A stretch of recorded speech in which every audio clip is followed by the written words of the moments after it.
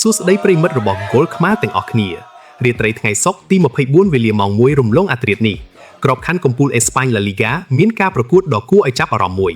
ក្រុមម្ចាស់ផ្ទះ Rayo Vallecano ត្រូវបើកទ្វារកីឡដ្ឋានស្វាគមន៍ក្រុមភ្ញៀវ Espanyol វិភាគកម្លាំងក្រុមម្ចាស់ផ្ទះ Rayo Vallecano លេងក្នុងដីខ្លួនឯងតែងតែមានភាពស្វាហាប់និងលេងទម្រង់ប្រយុទ្ធដ៏លឿនចំណែកឯក្រុម Espanyol ក៏កំពុងត្រូវការចំណាត់ថ្នាក់ល្អនិងត្រៀមខ្លួនរួចរាល់ក្នុងការតស៊ូយកពិន្ទុត្រឡប់ទៅវិញការប្រកួតនេះពិតជាគួរឲ្យចង់ទស្សនាមែនទែន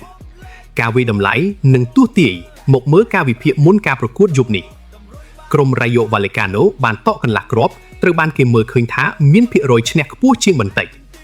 តែចំណុចសំខាន់សម្រាប់ការប្រកួតនេះខ្ញុំសូមរំពឹងទុកថានឹងមានគ្រាប់បាល់កើតឡើងច្រើនហូរហែហេតុអ្វីព្រោះក្រុមទាំងពីរមានទម្រង់លេងបើកចំហដូចគ្នាហើយត្រូវការវាយលុកដើម្បីយកឈ្នះរៀងៗខ្លួន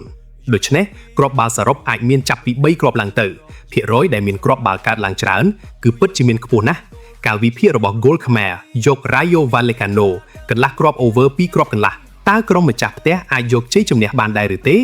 ឬក៏គ្រាប់បាល់នឹងមានច្រើនដោយការរំពឹងទុកមែនចូលរួមបញ្ចេញមតិនៅខាងក្រោមមកកុំភ្លេចចុច like និង subscribe ម្នាក់មួយផងដើម្បីទទួលបានព័ត៌មានបាល់ទាត់រាល់ថ្ងៃជួបគ្នាយប់នេះ